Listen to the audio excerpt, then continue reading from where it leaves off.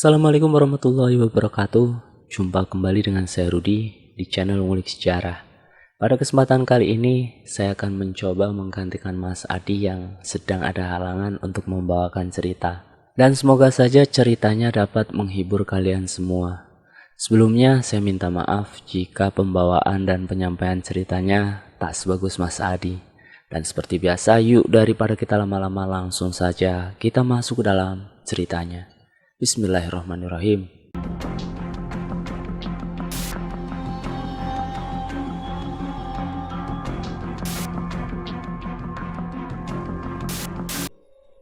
La ilaha illallah, la ilaha illallah, la ilaha illallah.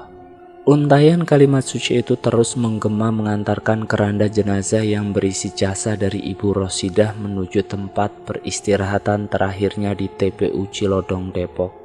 Acara pemakaman mendiang almarhumah begitu hikmat dan dihadiri oleh para tetangga dekat serta keluarga almarhumah yang ditinggalkannya, yaitu Nek Sutiah.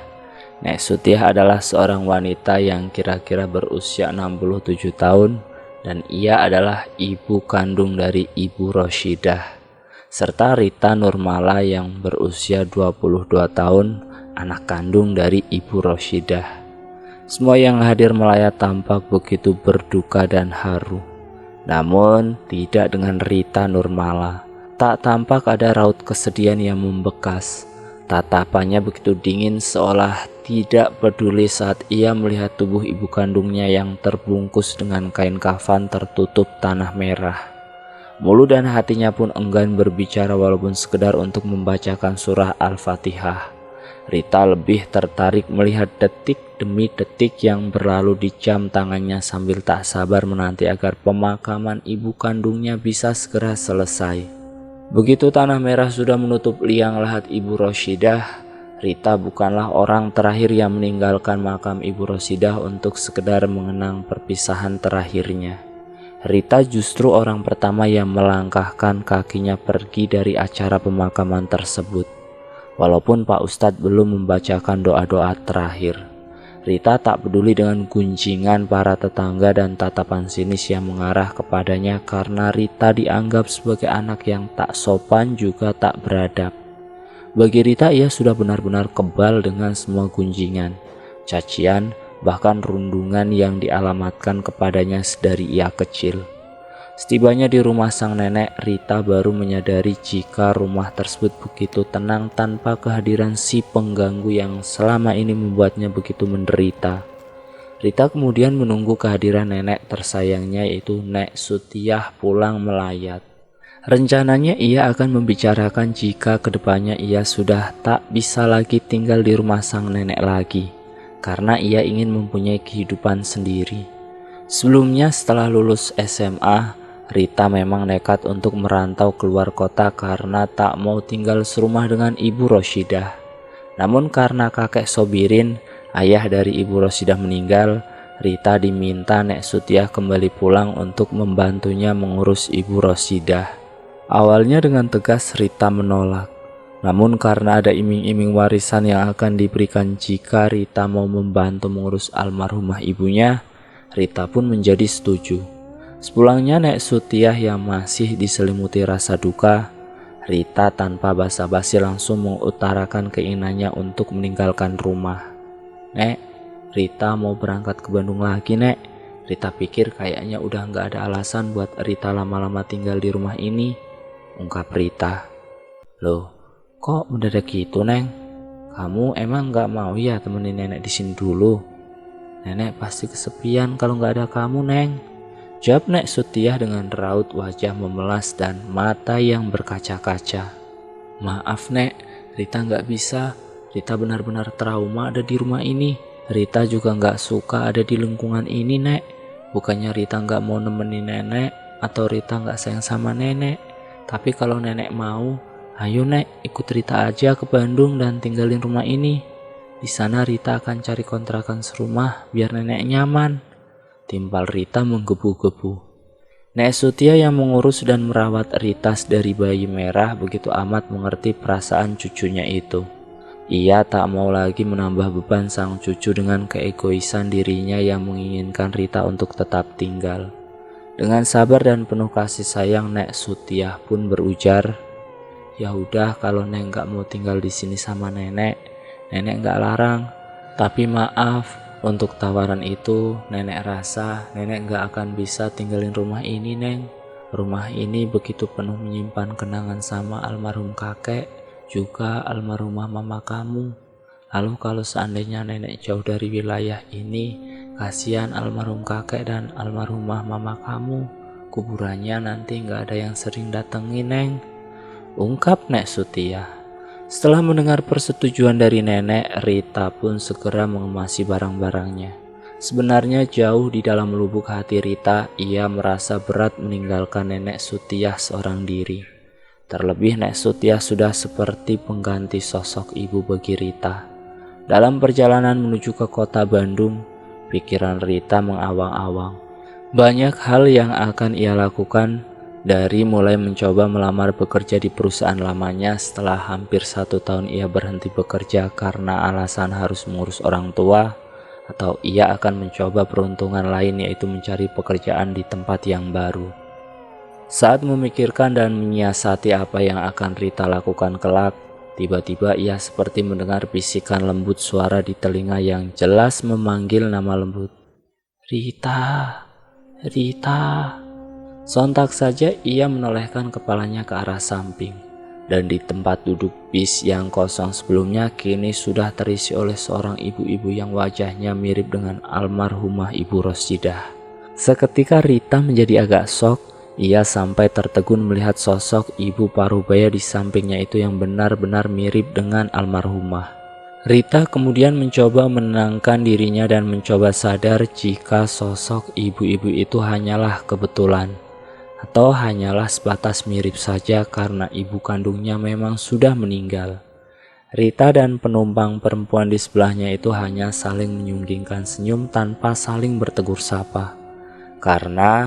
Selain karena Rita adalah orang yang pemalu dan canggung, ia bukan tipe orang yang mau banyak berbicara apalagi dalam perjalanan. Setelah sekitar 30 menit berlalu, barulah nampak seorang kondektur dari arah depan memunguti biaya karcis kepada para penumpang bis tanpa terkecuali. Anehnya begitu kondektur itu berdiri di samping kursi penumpang deretan Rita, si kondektur tak memungut biaya kepada si ibu-ibu dan hanya memungut biaya kepada Rita saja. Rita agak heran dengan kondektur serta ibu-ibu yang digratiskan itu. Namun ia masih berpikir mungkin saja ibu-ibu di sebelahnya itu masih keluarga dari sopir ataupun keluarga dari kondektur yang sedang menumpang. "Ah sudahlah, toh bukan urusanku juga," batin Rita. Tak terasa sudah berlalu setengah perjalanan menuju kota Bandung. Bis yang ditumpangi mereka untuk sejenak beristirahat di sebuah rumah makan selama 15 menit. Rita dan si penumpang ibu-ibu itu pun turun dari bis untuk sekedar buang air kecil atau membeli kudapan. Setelah Rita keluar kamar mandi, rupanya matanya langsung tertuju kepada penumpang ibu-ibu tadi yang sedang duduk sendirian. Rita pun kemudian mencoba berbasa-basi menyapa dan ikut duduk di dekatnya sambil menunggu bis yang ditumpanginya kembali melaju. Dari percakapan singkat itu diketahui jika penumpang wanita parubaya yang duduk di sebelahnya itu bernama Ibu Rosa. Ibu Rosa juga menceritakan jika ia akan menjenguk anaknya yang sedang sakit di Bandung. "Loh, anaknya sakit apa, Bu, memangnya?" tanya Rita dengan penasaran. Ibu Rosa tersenyum hangat dan menunjuk ke arah dada Rita sambil menjawab, "Sedang sakit hatinya, Non." Mendengar jawaban itu seketika ada sebuah tusukan pisau menghujam ke dalam lubuk hati Rita, yang membuat entah mengapa tiba-tiba Rita mengeluarkan air matanya. Rasanya begitu menyesakan dan perih. Ia tiba-tiba ingat perasaan itu muncul pertama kali saat dulu pulang sekolah ke rumah nenek dengan pakaian basah penuh air comberan akibat habis dibully oleh teman-temannya karena ibu Rita mengalami gangguan jiwa. Tubuh Rita kecil yang gemetar, malu dan ketakutan lalu mendekati ibunya yang duduk di kursi roda sambil berkata, Mama kok jahat sama aku sih, Ma? Mama kenapa bikin malu aku di depan teman-teman aku, Ma? Kenapa harus aku, Ma? Mama lihat aku kan? Lihat, Ma, ini gara-gara Mama." teriak Rita sambil menggoyang-goyangkan kursi roda Ibu Rosidah.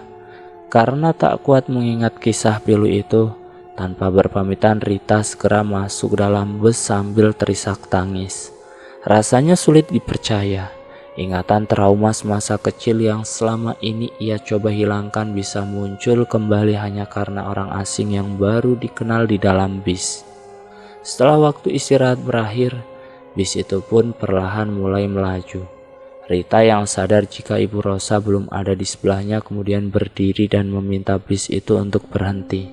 "Pak, berhenti Pak, ibu-ibu yang memakai baju putih di sini belum kembali Pak," teriaknya. Seketika semua penumpang, kondektur, serta sopir bis langsung melihat ke arah Rita. Si kondektur dan si sopir pun raut wajahnya seperti orang yang kebingungan dan saling pandang.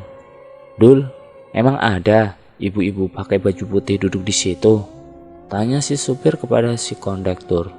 "Lah, nggak ada kok. Orang dari tadi si Neng ini duduk sendirian dan nggak ada penumpang di sebelahnya kok," jawab si kondektur sambil menggaruk-garuk kepalanya kebingungan. Para penumpang yang duduk di belakang Rita pun bahkan sampai ikut berkomentar jika dari awal perjalanan sampai dengan pemberhentian di rumah makan posisi tempat duduk di samping Rita itu kosong. Rita akhirnya tiba di tujuan sekitar pukul 11 malam. Tubuhnya yang kelelahan dan emosinya yang sedang tak stabil pasca perjalanan panjang tadi membuat ia memutuskan segera mencari hotel terdekat untuk bermalam 1 hari. Dan keesokan paginya rencananya Rita baru akan mencoba berkeliling mencari kos-kosan sebagai tempat tinggalnya di Bandung. Karena malam yang sudah semakin larut, Rita memilih menyewa taksi yang sedang mangkal di dekat terminal walaupun harganya jauh lebih mahal daripada harus naik angkot. "Selamat malam, tujuannya pada mau kemana ini teh?" tanya Rama si sopir taksi. "Ke hotel aja Pak, yang gak jauh dari sini ya Pak. Saya sudah kemalaman buat cari kos-kosan soalnya," jawab Rita pelan sambil menutup pintu mobil. Sambil mengendarai taksi, Pak sopir nampak sesekali melihat ke arah jok belakang yang mana saat itu Rita pun tak sengaja beradu pandang dengan si sopir taksi lewat spion depan. "Bapak dari tadi saya perhatikan kok ngelihatin ke arah jok belakang terus di kaca spion Pak. Kenapa Pak? Ada yang salah ya Pak?" tanya Rita keheranan. Enggak kok Non, saya cuma heran tadi saya lihat Non masuk ke mobil taksi ini gak sendiri, sama seorang ibu-ibu. Tapi kok pas saya lihat lagi, ibu-ibu itu gak ada di jok belakang Neng, ungkap Pak sopir dengan nada bergetar. "Jangan bercanda deh Pak, saya naik taksi Bapak ini sendiri loh. Saya gak bareng siapa-siapa," jawab Rita dengan datar. "Beneran Non? Orang jelas kok saya lihat Non masuk ke dalam mobil sama seorang ibu-ibu pakai baju serba putih dan duduk persis di sebelah Non. Makanya pas di jalan saya kebetulan lihat spion belakang. Lah kok orang yang duduk di sebelah Non itu udah nggak ada. Saya sampai memastikan berkali-kali lihat dari kaca spion ini Neng," tegas si sopir taksi. Seketika tubuh Rita mulai bergetar ketakutan. Ia teringat dengan sosok ibu-ibu misterius yang mirip dengan almarhumah ibunya tadi di dalam bis. Rita membatin, kenapa bisa ada 2 kejadian aneh seperti ini di hari yang sama ya? Apa ini pertanda kalau arwah si pengganggu itu masih mengikutiku? Tanya Rita dalam hati sambil melamun. 10 menit kemudian Rita sampai di sebuah hotel. Ia segera merebahkan tubuhnya di atas kasur dan matanya ia arahkan melihat ke arah langit-langit kamar hotel. Rita menarik nafas panjang, mencoba menenangkan pikiran dan perasaannya yang berkecamuk. Namun bayangan masa lalunya kerap membayang-bayangi pikiran Rita. Ia mengingat sewaktu Rita kecil, ia hampir setiap hari dibully oleh teman-temannya. Setelah Rita remaja, ia pun tumbuh menjadi anak yang pendiam dan tak mau bergaul serta pemurung. Rita remaja tak jarang masih menerima rundungan dari temannya. Namun saat Rita beranjak dewasa, perlahan ia sudah berani melawan dengan teman-teman yang selama ini membuli. Bahkan sampai menyisakan bekas luka jahitan di atas bibir Rita. Begitu Rita lulus SMA, ia nekat pindah ke kota Bandung. Di sana ia tak sengaja bertemu dengan Yoris, anak lelaki pemilik toko agen sembako yang sukses. Hubungan Rita dan Yoris pun berlanjut semakin serius, sehingga Yoris selalu meminta Rita bertemu dengan keluarganya. Rupanya Rita begitu diterima oleh keluarga Yoris. Selain karena Rita berparas cantik, Rita dianggap mampu menjadi istri yang tepat untuk Yoris. Begitu Rita mendapatkan kabar dari Nek Sutia untuk pulang ke Depok untuk mengurus Ibu Rosidah, Rita memberitahukan kepada Yoris supaya mau menunggunya kembali ke Bandung untuk membahas masalah perkawinan. Namun tanpa disangka-sangka Yoris malah memberikan kejutan kepada Rita dengan mengajak keluarganya bersilaturahmi dengan keluarga Rita di Depok. Alhasil selama ini Rita yang selalu menutupi keadaan ibu kandungnya yang mempunyai riwayat gangguan mental akhirnya pun ketahuan. Seketika tatapan orang tua Yoris langsung menjadi sinis begitu mengetahui Ibu Rosidah mengalami gangguan kejiwaan. Malahan Rita mendengar suara bisik-bisik Ibu Yoris yang berkata seperti ini. Yang benar aja, kamu mau nikah sama Rita? Ibunya aja cacat mental. Biasanya kalau sakit mental itu sakit genetik. Bisa jadi Rita juga akan begitu. Atau barangkali nanti turunannya juga bakal gila, ungkap ketus Ibu Yoris.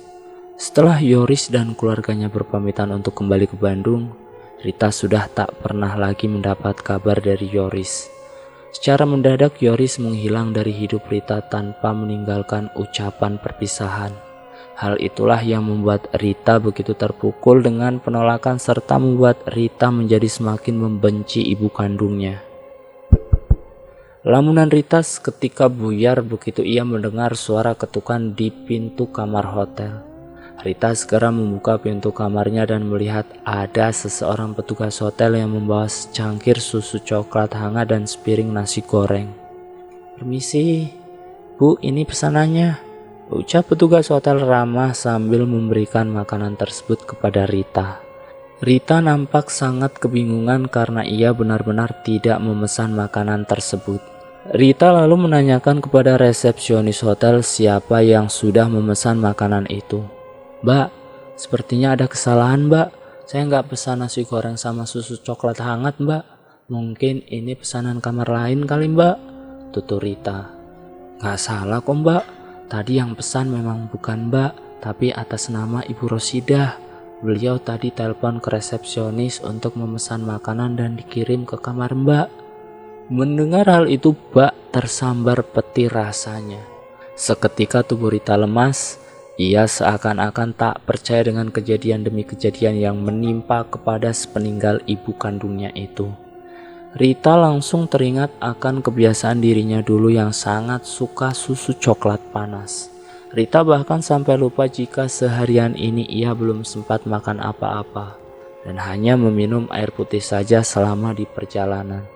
Setelah menyantap makan malam, Rita akhirnya bisa tertidur dengan pulas. Rita lalu bermimpi dan dalam mimpinya itu melihat seorang wanita yang wajahnya tak begitu jelas sedang dalam posisi mengandung besar. Entah mengapa wanita yang ada di dalam mimpi Rita nampak seperti merasakan kesedihan yang amat sangat. Hal itu tersirat saat wanita itu terus menutupi wajahnya karena isak tangis. Rita yang hanya melihat dalam mimpi pun bisa langsung terbawa suasana dan menitikkan air mata. Keesokan paginya, Rita terbangun dengan mata yang sembab. Ia masih ingat mimpi itu. Walaupun hanya sekedar mimpi, tapi entah mengapa bisa membuat Rita menangis walau dalam keadaan tertidur. Singkat cerita, karena Rita tak mau menyia-nyiakan waktu, pagi itu sekitar jam 7 Rita langsung segera bergegas mencari indekos di sekitar kota Bandung.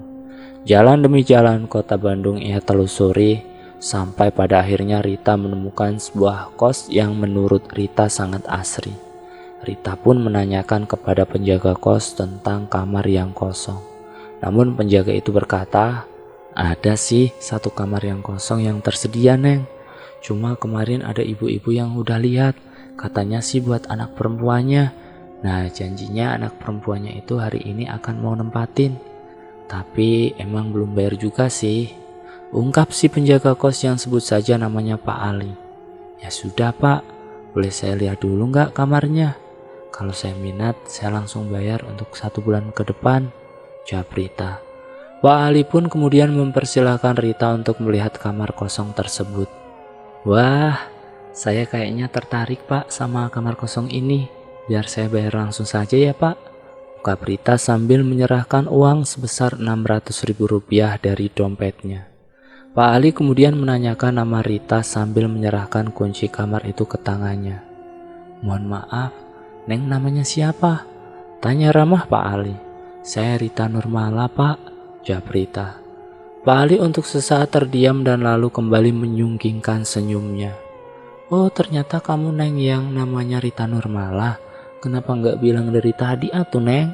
Ini kamar kan memang sudah dipesankan sama ibunya Neng, ungkap Pak Ali. Rita tak mengerti apa yang dimaksud Pak Ali.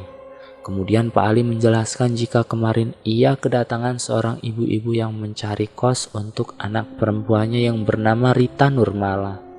Si ibu itu berpesan kalau anaknya akan datang di esok hari. Rita kembali dibuat shock dengan pernyataan Pak Ali. Ia hanya bisa tertegun dan tak menjawab apa-apa. Rita kemudian membatin, apakah aku sedang berada dalam mimpi? Atau aku sedang tidak waras? Tanya Rita dalam hati. Tak mau larut dalam perasaannya yang tak menentu, Rita kemudian memilih untuk menanggapi semua kejadian demi kejadian anehnya itu dengan biasa saja dan tak mau ambil pusing. Tepat di malam hari, rasanya suasana kamar Rita begitu dingin dan membuat Rita cepat terlelap tidur. Ia merasa rambutnya seperti dibelai-belai lembut oleh tangan yang hangat. Rita sadar ada sesuatu yang menyentuhnya, namun seakan tubuh Rita tak bisa bergerak sampai pada akhirnya Rita terbawa ke alam mimpi. Rita, anak mama sayang, kamu harus jadi anak yang baik dan pintar ya nak. Mama akan selalu bersama kamu sayang. Walaupun papa kamu sudah pergi meninggalkan kita, semampunya mama akan lindungi kamu Rita, ucap seorang wanita sambil menggendong-gendong seorang bayi. Dalam mimpinya Rita tak begitu jelas melihat wajah si wanita itu, seperti halnya mimpi pertama Rita. Namun entah mengapa ia yakin jika yang ada di dalam mimpi itu adalah ibu kandungnya. Ya, Ibu Roshidah, orang yang ia anggap adalah pengganggu. Rita kembali bangun dengan air mata yang berlinang. Sudah 2 hari ini ia terbangun dari mimpi dalam keadaan menangis. Ia tak mengerti akan makna mimpi itu, tapi lambat laun ia menyadari jika mungkin mimpi-mimpi serta kejadian-kejadian aneh ini saling berkaitan satu sama lain. Di pagi hari Rita kembali memulai aktivitas dengan menyiap-nyiapkan berkas untuk melamar pekerjaan. Rita sudah merencanakan untuk kembali ke perusahaan lamanya. Dan jika hal terburuknya Rita sudah tidak diterima bekerja di sana lagi, ia pun sudah menyiapkan rencana lain untuk berkeliling di sekitaran wilayah tersebut untuk mencari pekerjaan baru. Singkat cerita, rupanya perusahaan lama Rita tak bisa menerima Rita kembali dengan alasan posisinya sudah ditempati oleh karyawan lain. Rita yang tak patah semangat terus mencari-cari pekerjaan dan menitip-nitipkan lamaran sampai tak terasa hari sudah semakin gelap. Rita yang sudah sangat kelelahan saat itu memilih untuk beristirahat duduk di taman kota sambil melepas penat. Sesekali ia memijit-mijit kedua kakinya yang terasa pegal karena sudah hampir seharian Rita berjalan dari satu tempat ke tempat lain. Dilihatnya keadaan taman kota begitu sepi dan agak gelap walaupun jam di tangannya menunjukkan pukul 7:30 malam. Saat dirasa Rita tenaganya mulai sedikit pulih, ia lalu beranjak meninggalkan taman kota itu. Selain karena suasananya yang sepi dan gelap, entah mengapa ia merasa seperti ada seseorang yang memperhatikan dan menguntitnya dari belakang. Rita mencoba berjalan cepat menghindari orang asing yang menguntit itu. Namun, apesnya saat Rita mencoba untuk menunggu angkot, dari belakang ada sebuah tangan yang membekap Rita sambil menodongkan sebilah pisau. Rita tak bisa berteriak, tubuhnya benar-benar gemetar. Ia pun mendengar ancaman dari seorang lelaki itu. Jangan teriak, atau pisau ini akan menembus tubuhmu. Serahkan saja barang-barang kamu sekarang. Dalam kepasrahan Rita, Tiba-tiba ia mengingat ibunya dan bergumam dalam hati, "Mah, tolong saya mah, tolong mah, tolong." Seketika Rita mendengar suara sekitar 4 orang laki-laki setengah berlari menuju ke arahnya sambil berteriak, "Woi, lepasin!" Lelaki misterius itu langsung berlari kencang begitu ia mengetahui ada 4 orang lelaki yang juga mendekat ke arahnya dan membiarkan tubuh Rita tersungkur di pinggir jalan. "Teh, gak apa-apa kan teh?" tanya salah seorang dari mereka. Rita yang begitu ketakutan hanya bisa terdiam dan sesekali menganggukkan kepalanya. Rita segera dibawa ke tempat yang aman dan di sana ia mendengarkan pengakuan dari 4 muda yang menyelamatkan Rita. Jika barusan ada seorang ibu-ibu yang meminta tolong karena ia melihat ada perempuan yang sedang ditodong oleh senjata tajam. Kalau nggak ada ibu-ibu itu yang minta tolong sama kita, mungkin barang berharga teteh udah berpindah tangan teh. Dan kebetulan juga kita lagi pada nongkrong di daerah ini. Mendengar hal tersebut tiba-tiba Rita menangis sesenggukan. Ia yakin jika itu adalah sosok ibunya yang sudah meninggal. Rita lalu mengeluarkan handphonenya dan memperlihatkan kepada para pemuda itu apakah sosok ibu-ibu yang mereka lihat adalah sama dengan yang ada di foto. "Nah, orang ini teh yang minta tolong sama kita," ungkapnya. Dalam perjalanan pulang ke kosnya, Rita selalu terbayang wajah Ibu Roshidah. Rita merasakan ada sebuah kerinduan besar sekaligus ada penyesalan besar yang kini tersisa. Di keesokan harinya Rita memutuskan untuk kembali pulang ke Depok bertemu dengan Nek Sutiah. Ia mau menceritakan semua pengalamannya itu kepada Nek Sutiah, sekaligus meminta maaf kepada ibunya di atas pusara makam beliau. Begitu tiba di Depok, Nek Sutiah cukup kaget karena kini Rita sudah kembali lagi. Rita langsung memeluk neneknya itu dan menangis tak henti-hentinya. Mulutnya tak bisa berkata-kata selain air matanya yang mengalir. Nek Sutiah hanya mengusap-usap punggung cucunya itu seperti ia mengerti akan bahasa air matanya. Setelah Rita puas menangis, Rita kemudian menceritakan kejadian demi kejadian yang ia alami. Nek Sutiah yang mendengar hal tersebut kemudian menceritakan kisah dari almarhumah Ibu Roshidah yang selama ini ia tutup rapat. Ibu Roshidah adalah anak tunggal dari Pak Sobirin dan Ibu Sutiah. Roshidah sendiri anak perempuan yang cantik, penurut dan amat penyayang orang tua. Tak pernah sekalipun Roshidah membantah keinginan orang tuanya itu, walau yang diperintahkan tak sesuai dengan keinginan Roshidah. Roshidah dipaksa menikah dengan anak teman dari rekan bisnis Pak Sobirin yaitu Martino. Baik Martino dan Roshidah tak memiliki perasaan apapun selain sebatas keterpaksaan orang tua mereka. Alhasil, Martino sering menyakiti perasaan Roshidah dan sangat tak memperdulikan Roshidah. Sebelum Roshidah mengandung, ia sempat ingin bercerai dengan Martino. Namun Pak Sobirin selalu melarang dan meminta Roshidah untuk bertahan. Pak Sobirin malu jika ia memiliki anak perempuan dengan status janda. Apalagi di zaman itu status janda masih dicap negatif karena dianggap sebagai wanita yang tak baik. Saat mengetahui Roshidah tengah mengandung, Roshidah berharap suaminya Martino bisa berubah dengan kehadiran calon buah hati. Namun sikap Martino seolah tak berubah dan malah tak mau mengakui jika anak tersebut adalah anak darah dagingnya. Martino sering tak pulang dan membiarkan Roshidah menderita psikisnya. Saat Roshidah baru melahirkan bayi perempuan yaitu Rita, di sisi lain Martino malah sibuk mengajukan gugatan perceraian mereka. Alhasil saat Rita baru berusia 3 hari, surat gugatan perceraian itu sampai kepada tangan Roshidah. Keadaan Roshidah yang masih lemah pasca melahirkan dan juga stres karena digugat cerai membuat Roshidah sering berbicara sendiri dan berhalusinasi. Sebelum Roshidah keadaannya semakin memburuk, ia sempat memberi pesan kepada Nek Sutiah. "Bu, saya sepertinya mempunyai firasat buruk, Bu. Kalau misalnya ada sesuatu yang terjadi kepada saya mohon Ibu jaga dan rawat Rita ya, Bu. Sayangi Rita sebagaimana Ibu menyayangi dan merawat saya sewaktu kecil," ungkap Roshidah. Lambat laun rupanya keadaan mental Roshidah benar-benar semakin memburuk. Ia sempat dirujuk ke sebuah rumah sakit jiwa dan didiagnosis menderita psikosis postpartum, penyakit mental yang serius yang kerap dialami ibu dalam beberapa hari atau minggu usai persalinan. Setelah dirawat di rumah sakit jiwa selama beberapa minggu, namun keadaannya semakin memburuk. Nek Sutia dan suaminya sepakat untuk merawat anak semata wayang mereka di rumah saja. Nek Sutia berpikir jika mungkin saja keadaan Rosida akan jauh lebih baik jika ia dekat dengan buah hatinya. Seiring berjalannya waktu, Rita kecil bertumbuh dengan memupuk kebencian yang mendalam kepada ibu Rosida. Nek Sutia dan kakak Sobirin bingung harus memulai dari mana menceritakan kisah kelam ibunya itu kepada Rita. Karena pasti Rita tak akan mau peduli, bahkan tak mau mendengar kisah ibunya itu. Satu hal yang Rita tahu, ibunya tak lebih dari seekor hama pengganggu di dalam hidupnya.